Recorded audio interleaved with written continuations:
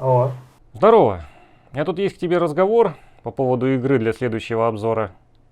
давай, рассказывай, интересно, и какое же фэнтези мы? Так, а это что за звук? Приставку включил, не парься. А, понял. Ну хорошо, а то я уже... Ну да ладно. Я поставил на комп Гранди Энклав. Что? Что это было? До газировки попил. Газировка. Вот ты меня напугал. Так, на чем я остановился? Точно, Энклав поставил. Я тебе сейчас фотку пришлю. Подожди, плохо слышно. Повиси секунду, мне тут кое-что пришло. Алло? Алло? И правда со связью какая-то беда. Ну ладно. Ну, с такой игрой проблем быть не должно. Простая, коротенькая, так что можно и все порты разом рассмотреть, сколько бы их не было. Что может пойти не так? Святой Энклав во имя Гранди. Святой Энклав во имя Гранди. Святой...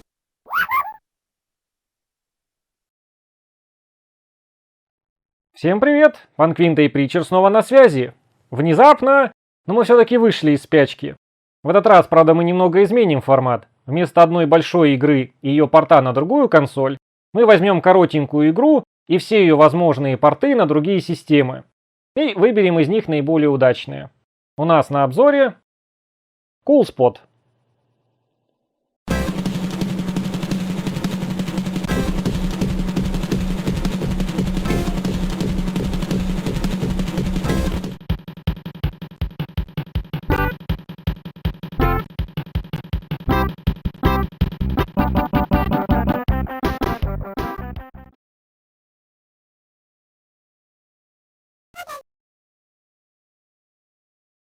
CoolSpot — это типичный сайт скроллинговой платформы, разработанный и изданный компанией Virgin Interactive для Sega Mega Drive в 1993 году.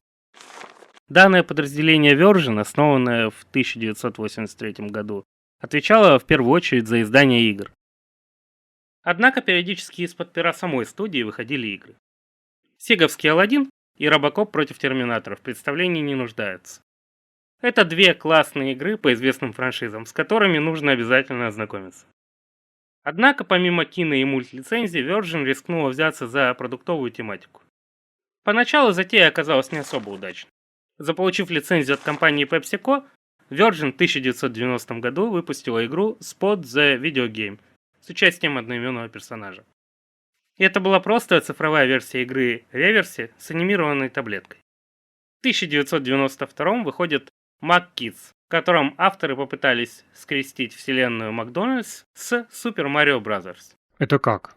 Визуал первого и механика второго. Печаль. Самое забавное, что за пределами Европы Game Boy-версию McKids выпустили под названием Spot The Cool Adventure. По ряду причин разработчикам пришлось сделать рескин игры с маскотом 7-Up.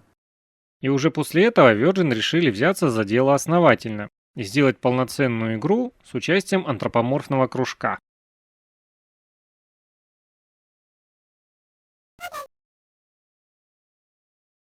Итак, что из себя представляет CoolSpot? Это типичный платформер с боковым сайт-скроллингом. В нашем распоряжении 11 больших уровней с неочевидным маршрутом следования. Часть этапов представлена открытыми локациями с кучей платформ, а другая из закрытых лабиринтов. Для облегчения поиска пути по уровню расставлены скрытые за некоторыми фишками указатели. Уровни разделены на 7 локаций. По факту мы совершаем своеобразный путь туда и назад, так как местные достопримечательности будут повторяться в обратном порядке. Но только стилистические. Сами уровни разные. Для прохождения уровня необходимо за отведенное время найти закрытую клетку с нашим близнецом и освободить его. При этом не забыв собрать по дороге минимум 60% разбросанных по уровню фишек и логотипов 7-Up. До этого момента вскрыть замок не дадут. За сбор от 70 до 100% кэпсов и приличный остаток времени дают дополнительную жизнь. А при нахождении 85% монет открывается бонусная секция, на которой мы можем получить континью. в виде одной из букв, составляющих слово «анкола». За сбор всего барахла в бутылке полагается дополнительная жизнь. В качестве пенальти у нас жесткое временное ограничение. И с 3-го уровня еще появляются мины. На основных уровнях дорогу нам будет преграждать разнообразная живность и ожившие игрушки. Противники здесь представлены в большом ассортименте и уникальны для каждой локации, так что задолбать не успевают.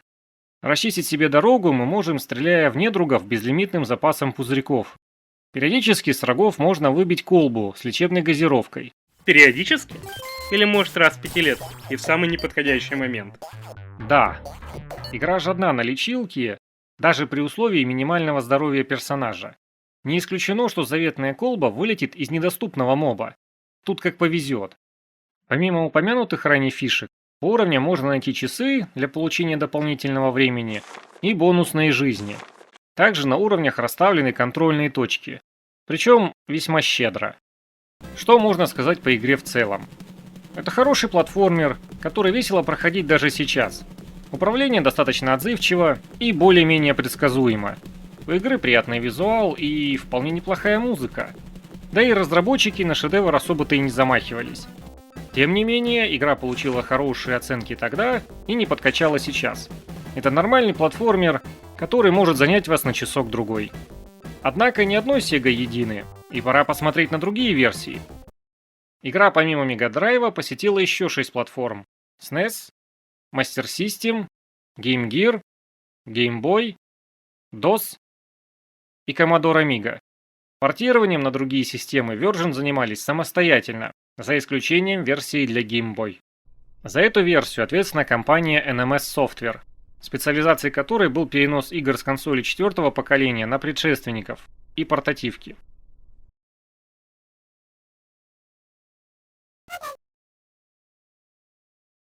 На Amigу Spot перебрался где-то в конце 93-го или в начале 94-го годов. Информация сильно разнится. Англоязычная Википедия утверждает, что до Европы игра добралась 10 октября 1994 года.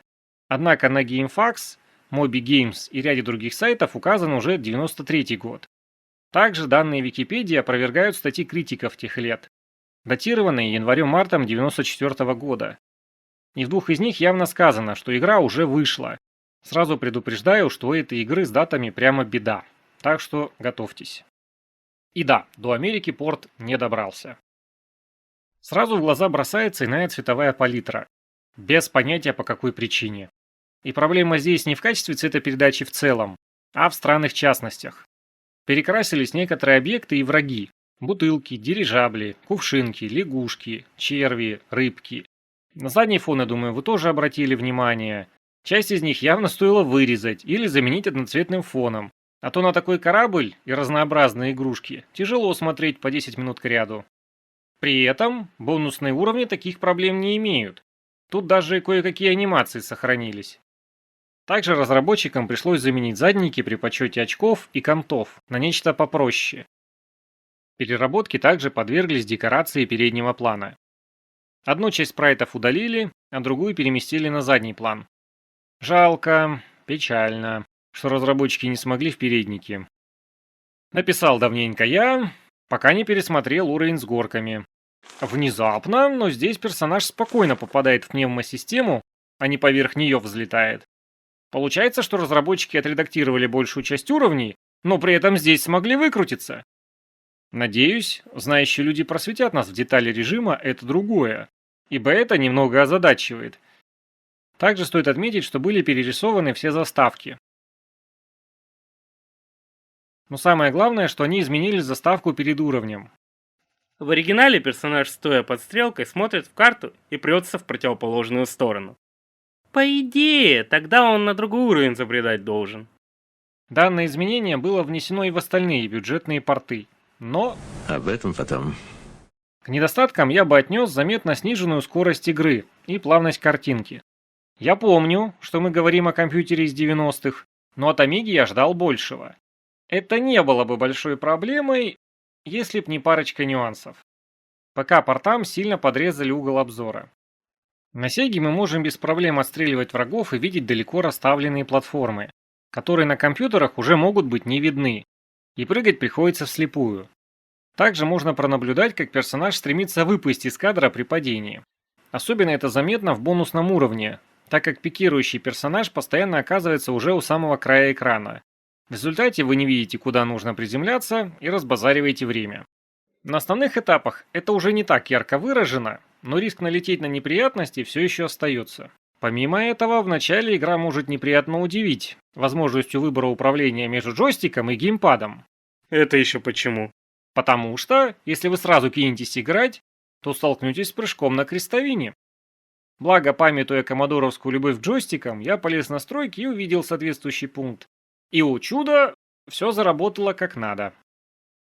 Обе компьютерные версии распространялись на дискетах. Досовская на одной, а амиговская сразу на 3. Ничего нового с одной стороны. Еще недавно мы получали игры на нескольких носителях, которые требовалось менять по ходу прохождения, и ничего. А теперь получаем картонки вместо диска. Правда, при условии, что не нужно менять носитель каждые 5 минут. А у нас тут именно этот случай. Разработчики распределили бонусные этапы по разным дискетам, отделив их от основных уровней. Теперь, стабильно прикладываясь к бутылке, придется постоянно жонглировать дискетами. Да, уровни и так не привязаны. На тот или иной этап можно попасть с любого уровня. Но очевидно, что любой игрок не будет затягивать с коллекционированием ценных продолжений. Разумеется, что нет хорошей жизни так сделано, и можно вспомнить примеры похуже, но от этого не легче. И тут стоит оговориться, что на некоторых эмуляторах вы ее еще и до конца не пройдете. Лично я встрял после прохождения бассейна. Игра тупо отказывается грузить следующий уровень, независимо от версии игры. Решаемо, но я уже пас. Звуковое сопровождение порта не впечатляет, но учитывая, что мы обсуждаем незамысловатый платформер, то и требовать большего смысла нет. Главное, что звуки передают суть и не утомляют по ходу прохождения. Музыка на Амиге вполне приятная уху.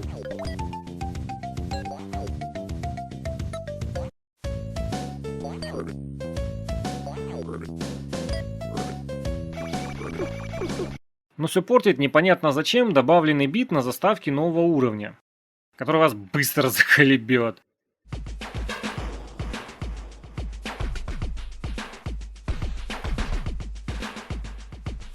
На выходе мы получаем далеко не самый удачный порт, но вполне приличный в рамках своей платформы. Для Амиги это было не самое плохое пополнение в коллекцию. Из игры ничего не вырезали, несмотря на проблемы с носителями. Однако разработчикам стоило бы лучше поработать над картинкой и иначе распределить игру по носителям. Сейчас играть в нее особого смысла нет. Она в принципе ничем особо не отличается от Сеги, но имеет огромный ряд проблем. Поэтому можно спокойно проходить мимо.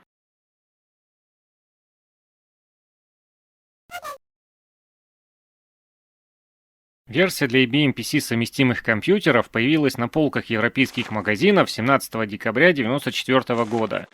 Тут без интриги, альтернативные даты не найдены. В NTSC регионах порт не выпускали. Досовская версия в плане картинки по факту ничем существенным Мегадрайву не уступает, но имеет ряд отличий. Изменена цветовая расцветка некоторых врагов. Упростили один power-up. Перерисована стартовая инструкция. Фон при открытии клетки стал разноцветным.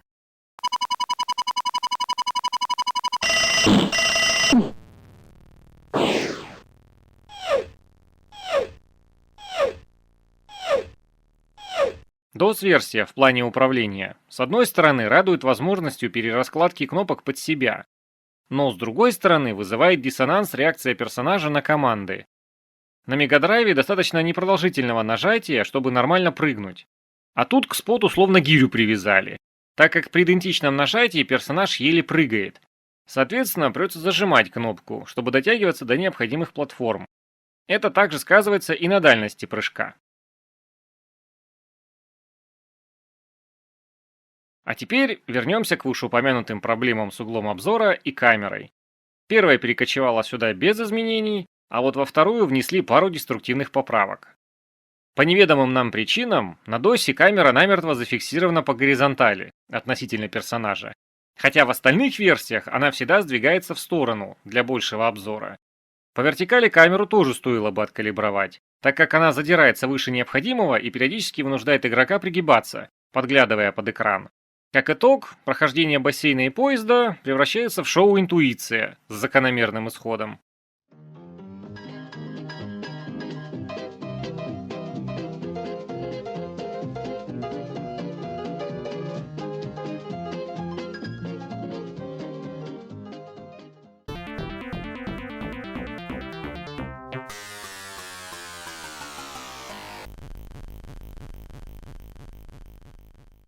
Касаемо звука. Тут все упирается в версию игры и звуковую карту, которую вы выставите.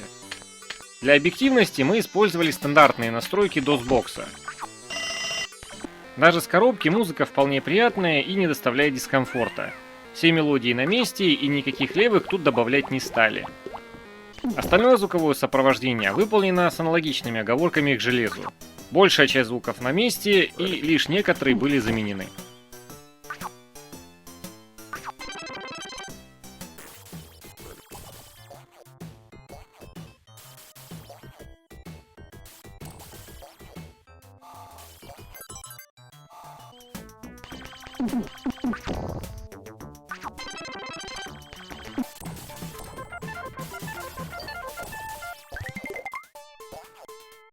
И, кстати, я вас кое-где обманул. Попробуйте угадать, где реально Sega и где DOS.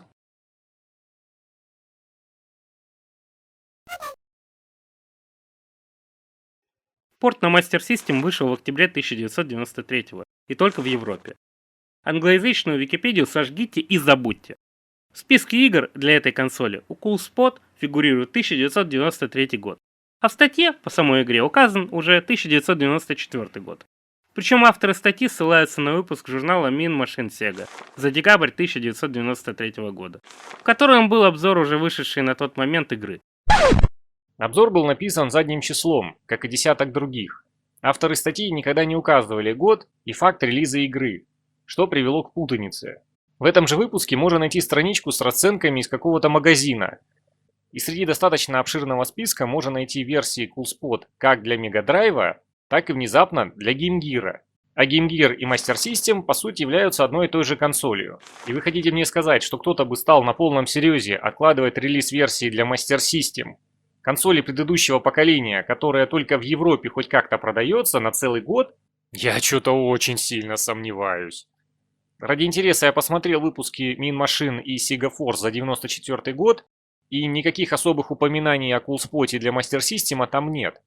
Поэтому найти каких-то доказательств того, что игра действительно вышла в 94-м, я просто не смог. До Америки порт не добрался, так как там давным-давно балом правили консоли следующего поколения. Да и Master System популярности SNES и рядом не валялся, в отличие от Европы. Почти весь костяк игры разработчики перенесли, насколько им позволяли технические возможности Sega Master System. Спрайты переносились и перерисовывались с закономерной потерей в качестве. Причем многие спрайты изменились как в размерах, так и в пропорциях. Да и сами локации стали менее просторными, хотя и сохранили свою структуру. Аналогичным метаморфозам подверглись и задники. Бутылку, пляж и бассейн сильно упростили, а остальные заменили одноцветными фонами. Максимально упрощены анимации. У персонажа, врагов, бонусов и платформ их минимальное возможное количество, а задники их лишились вовсе. На самом деле Master System мог отрисовать и более детальную картинку. Это можно увидеть на примере порта первого Streets of Rage или полупорта полуспин-оффа первого Соника. В первом случае разработчики перенесли игру практически без изменений и не сильно потеряв в картинке. Во втором случае картинка стала проще, но и совсем скупой на детали ее не делали. Однако стоит признать, что картинка Master System оставила приятное впечатление. Несмотря на все упрощения, игра осталась прежней, и это главное. Хотя, я все же оторвал бы руки художнику за такие вровеглазные обои в бассейне. Но на этом все. Основной недостаток игры – она ощутимо медленнее 16-битной версии. За счет этого мы получаем неспешный геймплей, что в рамках платформы вполне ожидаемо, но и игра ощущается иначе. Персонаж реагирует на команды и взаимодействует с миром с некой задержкой, но к этому легко привыкнуть. Проблемы плюс-минус те же, что и на DOS. Персонаж недостаточно чувствителен к кнопке прыжка. При краткосрочном нажатии персонаж едва отрывается от земли. Нужно зажимать кнопку при каждом прыжке, а при взаимодействии с пузырьками ее даже отпускать не нужно. Но играется лучше, чем звучит. К такому управлению можно приловчиться за 1-2 уровня. К камере тоже можно было бы придраться, так как персонаж снова по центру экрана. Но, благодаря ужатым в размерах локациям, играть это не мешает. Все необходимое в кадр попадает. Единственный напрягающий косяк – это кривоватые хитбоксы врагов и их снарядов. Из-за этого вы можете легко промазать по ним и выхватить в ответ. Однако это компенсируется весьма щедро подкрученным шансом дропа аптечек и уменьшенным количеством здоровья у некоторых врагов. И, видимо, в качестве баланса или типа того, у нас на старте 2 жизни вместо 3. Отдельно стоит упомянуть парочку изменений относительно оригинала.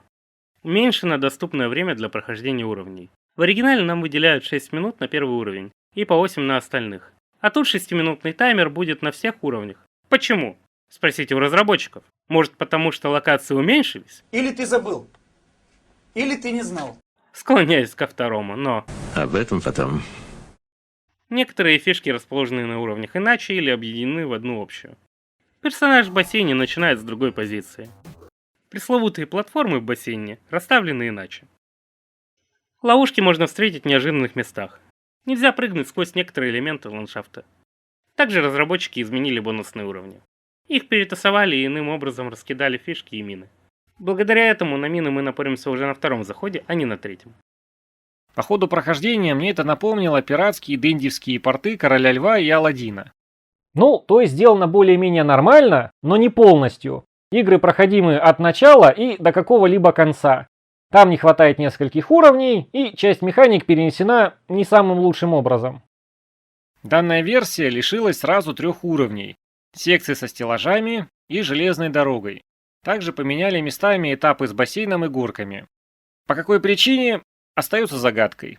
Консоль умеет в крупные спрайты, скроллящийся задник, да и вместимость носителя не была проблемой.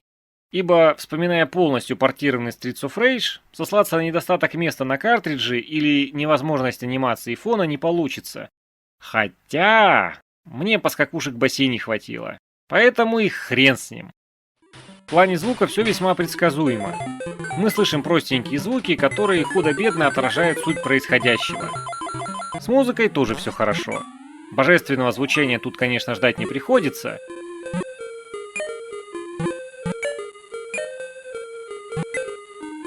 Тем не менее, мелодии переложены нормально и слух не режут.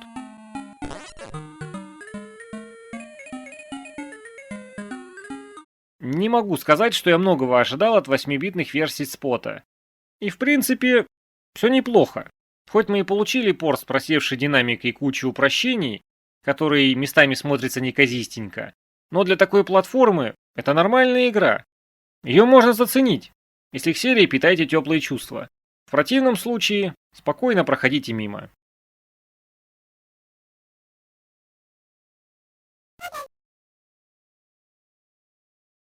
Версия для Game Gear выросла из Master System, что неудивительно, ведь первая является портативной версией второй. В отличие от старшей консоли, Game Gear продавался в Штатах заметно лучше, поэтому похождения красного пятна вышли и в Америке, и в Европе. В англоязычной Википедии везде указан 94 год, а в любой другой 93-й. И опять англичане ссылаются на выпуск журнала Game Pro за октябрь 93-го, где написано, что игра вот-вот выйдет. Кстати, советую полюбопытствовать на досуге. Словите море ностальгии и крепоты. Таблетос из кармана в плане картинки почти ничем не отличается от старшей версии. Из заметных изменений у нас подрезанный экран под размеры портативки, перерисован интерфейс, теперь он вписан в происходящее из-за размера экрана. Забавно, что отображается он не поверх всего, а на пару слоев ниже, периодически скрываясь за крупными спрайтами декораций. И перерисована часть спрайтов. Уменьшение экрана хоть и сказалось на геймплее не в лучшую сторону, но ощутимо это будет только на уровне с бассейном. Придется исполнить парочку прыжков веры до удаленных платформ, которые теперь не видно. И добавить больше нечего. Та же игра, только Чуть больше в профиль. в портативе.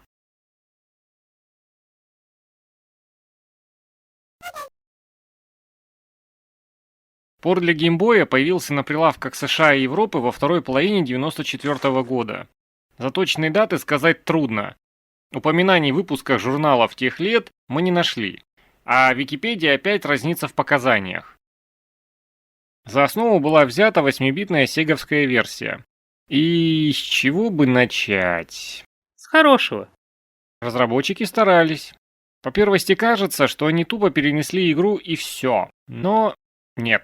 Кое-что было исправлено относительно сеговской 8-битки. Возвращена третья стартовая жизнь. Интерфейс теперь не прячется за декорациями.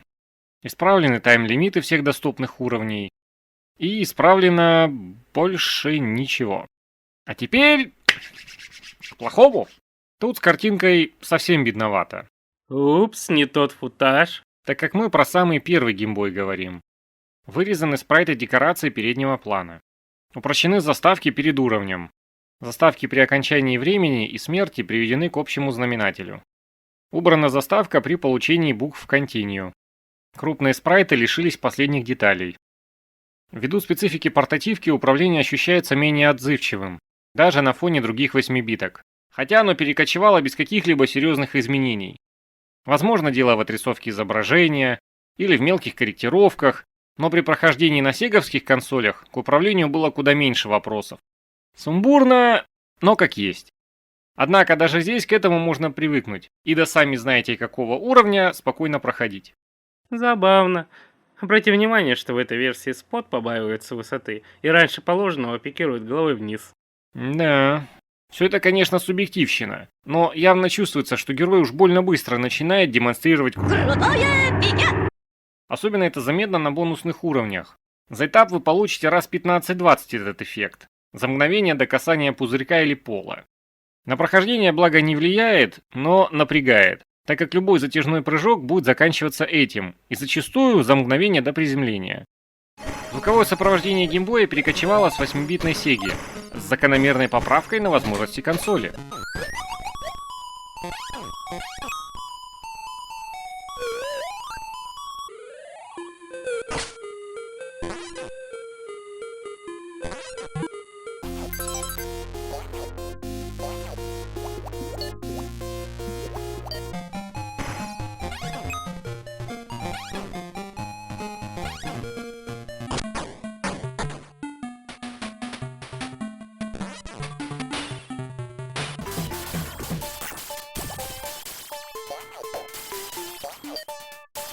Но, тем не менее, мелодии переложены нормально и слух не режут.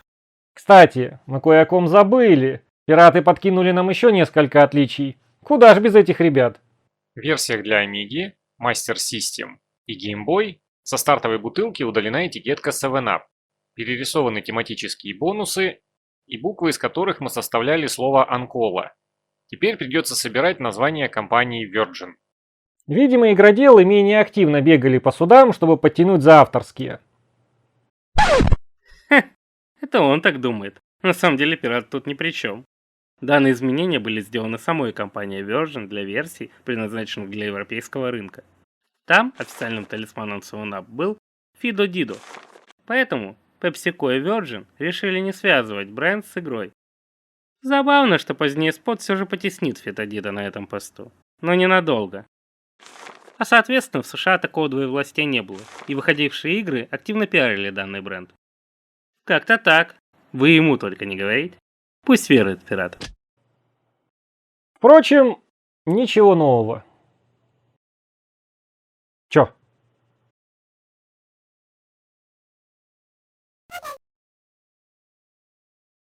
Клёво-суперовый релиз Cool Spot состоялся 1 сентября 1993 года в Северной Америке и 24 февраля 1994 в PAL-регионе. На Moby Games придерживаются альтернативной даты выхода игры в США – 10 декабря 1993 года. Значит, снова лезем в архивы. Открываем выпуск журнала GamePro за февраль 1994 года и на странице 77 видим обзор игры от страшного Ларри.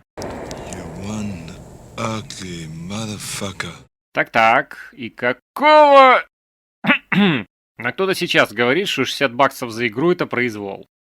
А ты Street Fighter 2 Champion Edition на PC Engine за 100 баксов с центами не хочешь? Или World Heroes 2 за 240 вечно зеленых. Чё за платформа? Neo Geo. У них там своя движуха была. Это нормально. Так, и когда... О, уже в сентябре. Правда, 10 декабря тоже вылезла не просто так. Это дата релиза игры в Японии. Семен Семенович, ну что вы? Но вот где в плане графики все отлично, это на Супер Нинтендо. Картинка просто отвал башки. Большая часть спрайтов была более детально перерисована и все в лучшую сторону. Длинная работа была вложена в окружение, но и юнитов не забыли. Их тоже редактировали, но в основном ограничились еще одной расцветкой для парочки неприятелей. Разработчики основательно перерисовали задники. Они стали многослойными и обзавелись большим количеством деталей и анимаций. Накину еще плюсик за уровень с поездом, так как тут фон двигается медленней и вестибулярный аппарат страдает не так сильно. Вообще видна работа над ошибками. Та же яхта теперь выглядит куда адекватней пенопластовой двухметровой несуразной модельки. Всего-то нужно было поработать над масштабом и ракурсом. Также разрабы добавили индивидуальности повторяющимся уровням. Пристань мы посетим сначала днем, а потом на закате. По подвалу придется пробираться во мраке, довольствуясь только фонариком, а потом уже при нормальном свете. В магазинах по-разному будут оформлены стены. Снова была перерисована инструкция перед началом игры. И, кстати, именно этот вариант потом возьмут при переносе игры на DOS, а Амиги оставят старый вариант. А вот заставкой перед уровнем вышла неувязочка. Заново отрисованная картинка полностью отзеркалена, но при этом вместе с персонажем. Опять 25. Ну давай, скажи, что тебе опять не нравится. И да, пара моментов меня смутила. С одной стороны, эта версия самая приятная в плане управления. Персонаж тебе полностью подчиняется и предсказуемо реагирует на команды. Нет проблем с попаданием по врагам, часть врагов ребаланснули в ту или иную сторону. Помимо этого, игра не скупится на аптечки. Плюс добавили несколько нычек с бонусами на уровнях. Казалось бы, красота! Но разработчики решили, что раз у нас так все хорошо получилось, то надо бы игроку жизнь немного усложнить, чтобы другим обидно не было. Теперь после потери игроком жизни восстанавливаются все враги, что изрядно осложняет прохождение на многих уровнях. В любой другой версии, зачистив пространство, игрок может спокойно сконцентрироваться на платформинге. А тут, помимо повторного прохождения, еще и врагов подкидывают. Они даже замку прочности добавили. Так что теперь одного выстрела будет мало. И самое главное изменение поджидает вас в конце. В версии для SNES прохождение на нормальном уровне сложности не считается. В конце игры вам напишут, что все херня, давай по новой. Для полноценного прохождения будьте добры пройти игру на харде и соберите все 6 букв. Подленько, весьма подленько. Подобный поворот был в Contra 3 The Alien Wars, но то, что уместно в зубодробительном шутане, не котируется в продакт-плейсменте с платформингом. И дело тут не в том, что мне сложно собрать 90 монет вместо 60. Я и так пылесошу все уровни по возможности. Но такой подход бесит неимоверно. Сделайте тогда уже ваш хард нормалом и все. Ничего страшного в этом нет. Однако это немного смазывает впечатление от прохождения.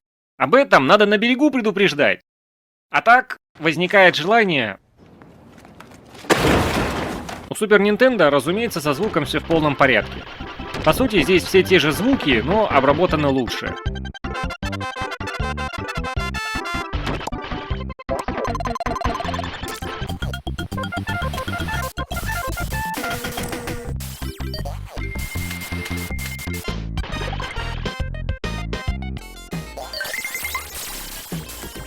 С музыкой тоже все хорошо.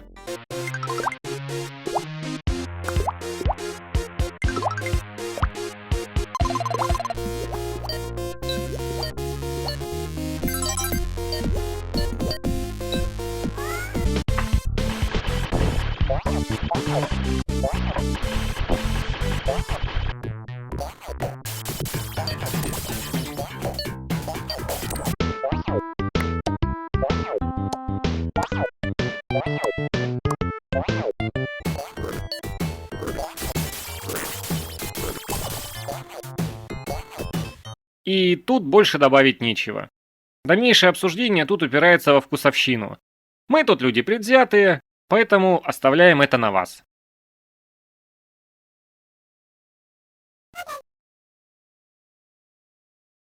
Хочется начать с того, что при выборе CoolSpot мы ожидали увидеть парочку отвратительных портов, в которые невозможно играть.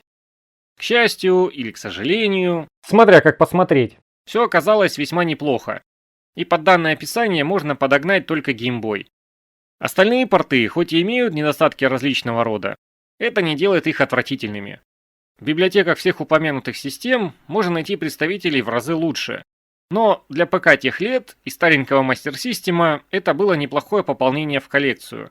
Сейчас есть смысл притрагиваться только к версиям для Mega Drive и Super Nintendo. Но если вам совсем нечем заняться, то можете попробовать порт на Master System. DOS и Amiga советовать не будем, так как принципиальных отличий от первоисточника тут нет, а вот проблем хватает.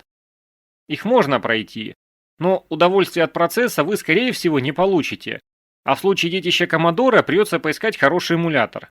Я ради интереса перерыл сайтов 20, и ни одна версия на конкретном эмуляторе 5-й уровень мне так и не загрузила. Хотя не стоит исключать, что у нас руки кривые, и мы эмуляторами пользоваться так и не научились. В этом аспекте, благо, сейчас никаких проблем. Все эмуляторы в свободном доступе, и за исключением Amiga не требуют никаких танцев с бубном. Не говоря уже о портированных на любой агрегат эмуляторах Sega, Game Boy, Super Nintendo и DOS. Ну, на этом у нас все. Спасибо, что посмотрели. Надеемся, было интересно. Пишите, что думаете о таком варианте обзора. Мы все читаем, так что не стесняйтесь. И да, не теряйте нас, страдаров. Мы по возможности беремся за обзоры, но на все не хватает времени. Как-то так. С вами был Панквинта и Притчер. До связи.